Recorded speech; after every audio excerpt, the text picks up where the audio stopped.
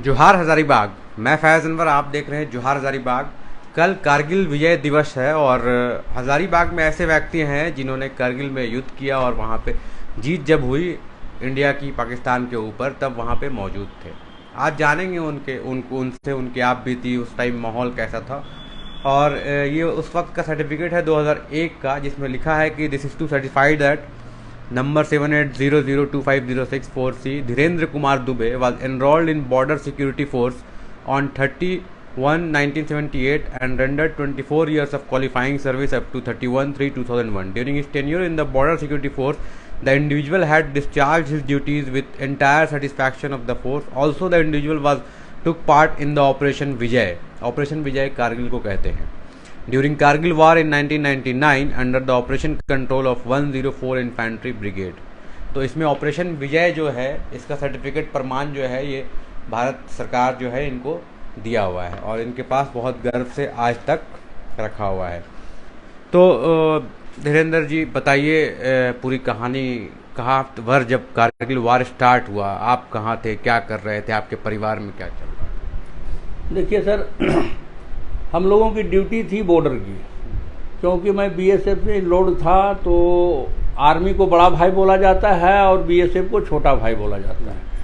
Army जो है वो डिफेंस में गिनाती है और ये पैरा मिलिट्री में गिनाती है, यानी वो प्योर मिलिट्री में गिनाती है और ये पैरा मिलिट्री में गिनाती है।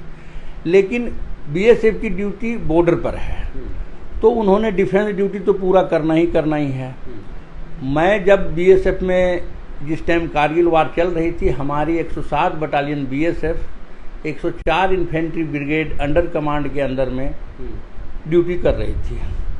वहाँ पे हमारी एक यूनिट लगी हुई थी, जो कि यूनिट में 1026 आदमी होते हैं, पूरा 4th क्लास लेके। हमारे कमांडेंट थे और ब्रिगेड जो ब्रिगेडियर, एक ब्रिगेड में 3 बटालियन होती है आर्मी के, वो थी, 4था बटालियन ये थी। हमारी एरिया था कारगिल के साथ ही है, सटा हुआ कारगिल डिस्ट्रिक्ट में साथ ही है तंगधार एरिया। वो तंगधार एरिया में हम लोग पूरी मेरी यूनिट डिस्प्यूट थी। तो वो कितना दूर है पाकिस्तान बॉर्डर से? कितना दूर? ये आमने सामने सर, वहाँ पर आमने सामने की बॉर्डर है। मतलब वो LOC है, मतलब आप कब्जा जहाँ तक कर लिए आपकी है, जहाँ आप कब्जा नहीं आपकी उनकी है। माने झिक झाक बॉर्डर है वहाँ पर। जैसे 100 मीटर पर उनकी पोस्ट है, 100 मीटर पर मैं हूँ, फिर आगे जाके 100 मीटर पर आप लोग देख सकते थे पाकिस्तानी सैनिक को? यस, एकदम आराम से, अरे आराम से देख सकते थे।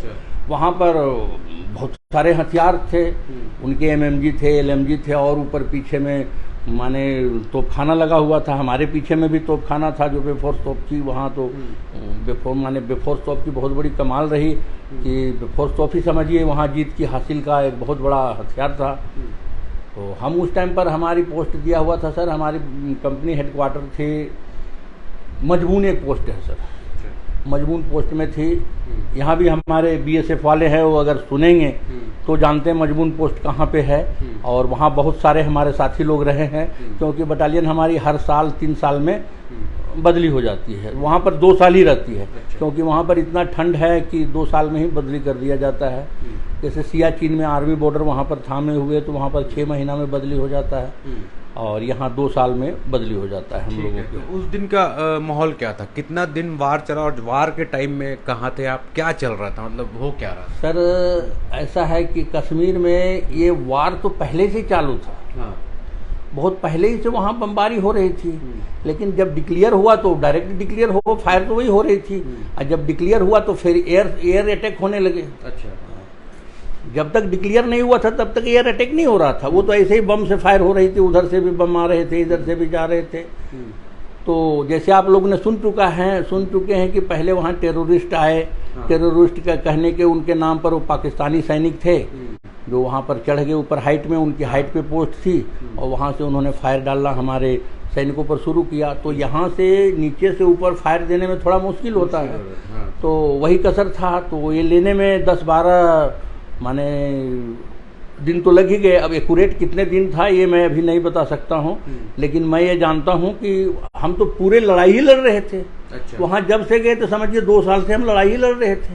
लेकिन जब लड़ाई ये 26 तारीख के माने एक दिन पहले वो डिक्लेयर हुआ। हाँ। तो उस दिन माने थोड़ा थमी, उधर से आया कि लड़ाई अब बंद हो गई है, खबर है बटालियन को फाइनली विजय दिवस मिला। उस दिन मनाया गया। अब ये 25 को भी हो सकता है सर, मेरे को उतना करेक्ट याद नहीं है। और वहाँ उस टाइम पर इतने इलेक्ट्रॉनिक्स थे नहीं, कोई हम लोग फोन फ़ोन, वोन हाँ नहीं, कोई हाँ। फ़ोन उनकी ज़माना नहीं, कुछ नहीं। तो यहाँ वहाँ घर पर में क्या चल रहा था माहौल आपके जब वहाँ बाहर चल घर रहा में क्या कहूँ सर, घर में तो वही किसको सुनाऊँ हाल दिले बेकरार का। जब लड़ाई होता है तो उनकी घर वाले तो थोड़ा सा चिंतित रहते हैं कि मेरा बेटा कब क्या हो जाएगा, ये हो जाएगा, लेकिन उस तो ज़माना आज का युग था नहीं। अगर आज का युग होता तो मैं बड़ा खुश होता, लेकिन आज का युग तो था नहीं, बेबसी तो थी वहाँ पे। उस टाइम पर वैसा कोई फ़ोन उनका कोई जरिया वहाँ पे नहीं था, अच्छा। इंक्लूडिंग ना आर्मी के पास ना बीएसएफ वालों के पास, बल्कि हमारे कंपनी में ही आर्मी का एक प्लाटून डिप्लॉय था जो कि 22 मद्रास रेजिमेंट का था। वो हम मैंने वहाँ पर दोनों तरफ से डिप्लॉय था। जब बीएसएफ जाती है तो कुछ उसमें बढ़ जाती है, कुछ उसमें बढ़ जाती है, कुछ उसमें बढ़ जाती है, और वहाँ पर लड़ाई लड़ा सर हम लोगों ने। तो यहाँ घर में कब पता चला कि आप लड़ाई लड़ रहे हैं वहाँ पे? सर ये तो पूरा जानते हैं आप, मीडिया वालों इतने तेज है कि एक एक मिनट का खबर आप सबको बता देते हैं। तो वैसे ही जैसे इन लोग को चल रहा था रेडियो टीवी से, इन लोग अपना पता चल गया था। क्या हाल था घर में? यहाँ से चिट्ठी जाते थे तो चिट्ठी जाते जाते तो वहाँ 15 दिन लग जाती थी सर। लेकिन इंडिया गवर्नमेंट का बहुत है, एक चिट्ठी के लिए भी सैनिकों के मतलब हेलीकॉप्टर जाता है वहाँ, एक चिट्ठी गिराने के लिए भी जाता है, बहुत फैसिलिटी था। लेकिन ऐसा जगह था कि वहाँ हेलीकॉप्टर भी नहीं जा सकता था। अगर हेलीकॉप्टर वहाँ पे गई तो बगल वाले उठक मार देंगे, ऐसा जगह था वो सर। तो यहाँ पे क्या हुआ था? हम सुन रहे कि आपकी पत्नी का हाल सुन के बहुत ही सर मेरी पत्नी तो उस टाइम मैंने उनको शौक लगा कि हमारे हस्बैंड है, कब मर जाएंगे, कब आएगा। और लोग डेथ बॉडी तो आ ही जा रहा था, तो डेथ बॉडी आ ही जा रहा था। तो लोग तो चिंता होते ही है जिसका हस्बैंड बॉर्डर पे है, लेकिन फिर भी वो महिला मतलब ये थी, सख्त थी रही, लेकिन फिर भी उनको उस टाइम पे मैंने शौक से या जैसे कि डायबिटीज पकड़ लिया, जो कि 2020 में वो स्वर्ग से धार गई। अच्छा, वो लोग उनका सदमा लगा था? हाँ सदमा लगा। तो आपको कहीं गोली भी लगा था क्या? सर गोली लगा, वो तो दूसरी केस थी, वो तो दूसरी केस में लगी थी, वहाँ कारगिल में नहीं लगी थी, नहीं लगी थी, दूसरी केस में लगी थी, दूसरे बॉर्डर पे लगी थी, है ना। तो उसी पर चलते रहा सर, और चल रहा है आज तक। तो इतना साल हो गया, मतलब 23 साल। याद करते हैं तो आपके वहाँ मित्र जो साथ में थे उन लोग? देखिए सर यादें तो यादें होती है। हमें तो गर्व है कि मैं पैरामिलिट्री होने के बाद भी मैंने 104 इन्फेंट्री ब्रिगेड के साथ मैंने लड़ाई लड़ा, और झूम के लड़ा, और आमने सामने लड़ा सर। हजारों बम मेरे सिर पे गिरे सर। हमारे कितने साथी हमारे बीच नहीं है अभी, कितने के हाथ पाँव भी नहीं है, है ना। वो कहाँ कहाँ होंगे, और कितने ऊपर भी चले गए होंगे, और कितने मेरे जैसे होंगे भी सर। हम तो अभी 22-23 साल रिटायर हुए हो गया। अभी वहाँ की क्या माहौल है ये मैं नहीं कर सकता कि 1999 की बात की। मतलब कारगिल के बाद कितने साल बाद आपने मतलब रिटायर? हम 2 साल के बाद रिटायर कर गए सर। अच्छा। 2 साल के बाद मैंने रिटायर कर गए यहाँ से। मतलब ये हुआ 24 साल सर्विस भी हो गई थी। हवलदार के लिए बहुत बड़ी सर्विस है। बस यही सर, 3 प्रमोशन होता है। सिपाही में भर्ती हुए, लैस नायक बने, फिर नायक बने, फिर हवलदार बने, फिर वही CHM BHM यही बनाते रहते हैं वहाँ पे ड्यूटी कराने के लिए। यही GD ड्यूटी में चलती फोर्स में सर। तो 2001 में मतलब आप रिटायर? हाँ सर, 2001 में रिटायर किया सर। और फिर उससे अभी तक का जो लाइफ है वो क्या चल रहा है? वो लाइफ सर, मैं यहाँ आया हूँ, सरकार के द्वारा हमें ज़मीन मुहैया कराई गई थी सर। तो कुछ गांव के दबंग लोगों ने ले लिया, कुछ उसमें छोड़ दिया है, उसमें हिस्सेदारी करके उसी में खेती करता हूँ, और बाकायदा समाज सेवा बड़ी ईमानदारी से मैं करता हूँ सर। अच्छा। ये आप 4 पंचायत में आप किसी को भी धीरेन्द्र दुबे के बारे में पूछेंगे तो आपको साइड बाइट नहीं कर सकते सर, क्योंकि मैं अपने कोशिश से ये रखता हूँ कि सबको भाईचारा से लिया जाए, और सबको चाहे हिंदू हो या मुसलमान हो, हमें हर जगह पे, मैं मस्जिद में भी माथा टेकता हूँ और मंदिर में भी माथा टेकता हूँ। जैसे किसी कव्वाल ने कह गया था, क्या पुजारी पूज लेना, दोनों की मजहब एक है, मस्जिदों में है खुदा, मंदिरों में राम। क्या बात है। तो आप शायरी भी मतलब करते हैं? सर ये तो फौज की वहाँ बात है, हम लोग की टाइम पास नहीं होती थी, थाली बजा के गाना गा लिया करते थे। गाना भी गाते हैं? ये सर, खाना खा लिया, गाना गा लिया करते थे, शायर बोल लिया करते थे अपना टाइम पास करने के लिए। वो आ जाता था, मेजर एक सुनाओ, वो आएगा मेजर सुनाओ। और ड्यूटी तो वहाँ पर ऑलराउंड डिफेंस था सर, डिफेंस लगा हुआ था सर, सब अपनी ड्यूटी में थे।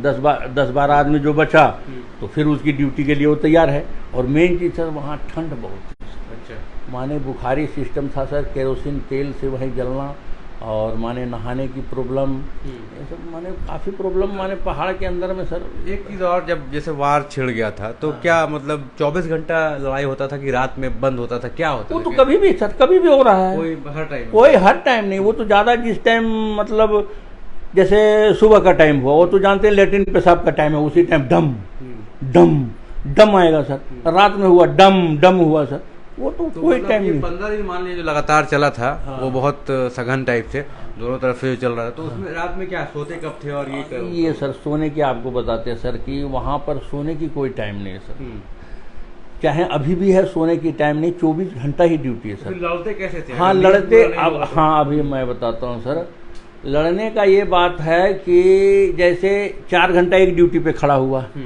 तो माने संतरी मतलब एक बंकर है, उसमें हम 4 आदमी हैं, तो 3-3 घंटा करके ड्यूटी हुआ, तो दो एक आगे खड़ा होगा, एक पीछे खड़ा होगा, दोनों तरफ से देखभाल होगा। वहाँ पर रात के लिए नाइट विजन का व्यवस्था है देखने के लिए, LMG माउंट होती है, MMG माउंट होती है, तो उस पर देखा जाएगा। वहाँ पर ज़्यादा वार आज के ज़माना में इनडायरेक्ट ही होती है सर, अच्छा। डायरेक्ट राइफल की कम हो गई है, माने ज़्यादा ऊपर टू ऊपर बमबारी ज़्यादा ऊपर टू ऊपर। और ये शाम को जब इस टाइम होगा तो वहाँ दिवाली सर ट्रेसर राउंड जाएगी, तो देखते रहिएगा शूं शूं जा रही है, उधर से भी आ रही, इधर से भी जा रही है। देखने के बाद ये बात है कि रात के हम लोग मतलब समझ लिए सर, हफ्तों माने दिनकर को मैं नहीं देखता था सर, अच्छा। हफ्तों दिनकर को नहीं देखता था, ना मैं भास्कर को देखता था, दिवाकर को देखता था, हफ्तों लग जाते थे सर। कब सुबह हुई कब शाम हुई, बस घड़ी देखता था सर, आज शाम हो गई यार, आज सुबह हो गई। और वहाँ रेडियो था, बस उसी से अपना न्यूज़ सुन लिए, गाने सुन लिए, वो भी वहाँ का आदेश था, बड़ा कम साउंड में न कमांडर वहाँ डांटते थे कैसे रेडियो बजा रहे हो, कैसे, माने बड़ा रिस्ट्रिक्शन है सब पर, लेकिन फिर भी लोग चोरे छिपटे रेडियो रखता था माथा के नीचे, बस यही सहारा थी सर वहाँ पे।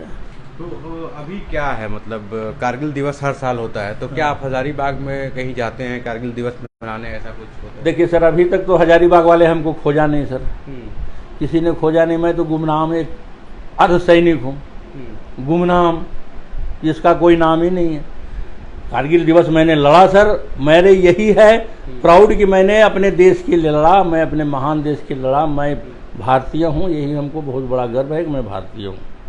और समाज सेवा कर रहे हैं? समाज सेवा एकदम दिल खोल के करता हूँ सर। ये आप पता लगा सकते हैं, 4-5 पंचायत में पूरे यहाँ रोड, यहाँ से आप चिरगांव तक पता लगा सकते हैं कि उस पर भी मैं ज़्यादा पॉपुलर मुस्लिम समुदाय के लिए हूँ सर, क्योंकि मैंने दूध का दूध और पानी का पानी जाके फैसला करता हूँ, और हमारी वो इज्जत भी करते हैं, वो मान लेते हैं कि किसी के तरफ से जो अगर आप गलत हैं तो गलत हैं। मैं उनको बोलता हूँ और वो मेरा मान भी लेते हैं, हाँ ये गलत नहीं बोल सकते हैं।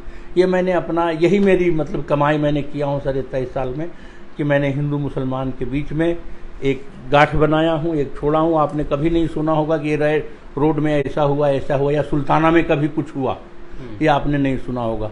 अभी 4 साल 5 साल पहले आप सुने होंगे कि फलना जगह पर ये हो गया, लड़ाई हुआ, रामनवमी हो गया, लेकिन यहाँ पर वो नहीं सर। हम लोग हिंदू मुस्लिम एकदम एक हैं सर, एक हो जाते हैं सर, एकदम एक के होगा एक होगा, यही बात है सर। तो गाना के बारे में हम लोग पूछ रहे थे, आप सुनाएंगे क्या अभी? अरे नहीं सर, गाना में क्या सुना सकता हूँ मैं, तो गाना कोई माने न अभी गा सकता हूँ, ना गाने लायक हूँ। और गाना की कहावत है, हमेशा आवाज़ साज के बिना अधूरा है। बिल्कुल। साज हो तो आवाज़ अपने आ जाती है, और साज नहीं हो तो आवाज़ आएगी ही नहीं सर, आप जानते हैं अच्छा तरह से, तो ये बोला जाता है। बहुत बहुत बधाई आपको कि आप कारगिल विजय दिवस में एक पार्ट बने, और एक गर्व की बात है सैनिक होना, और सबसे बड़ी बात है कि उस युद्ध में होना जो युद्ध आप जीत चुके हैं, बहुत गर्व की बात है। तो बहुत बहुत धन्यवाद आपका, हमारे आपका भी धन्यवाद सर, आपने खोज किया, इसके लिए आपके चैनल को मैं तहे दिल से शुक्रिया अदा करता हूँ, हाथ जोड़ के मतलब प्रणाम करता हूं, अपने हजारीबाग जिला के लोगों को प्रणाम करता हूं, अपने देशवासियों को प्रणाम करता हूं कि हमको ऐसा मौका मिला। मैं फिर कहता हूं कि कभी अगर युद्ध छिड़े तो मैं इतनी 65 साल की उम्र में जाने के लिए मैं अभी भी तैयार हूं। तो सैल्यूट है ऐसे व्यक्ति को। धीरेन्द्र दुबे जी नाम है और मयातू में रहते हैं।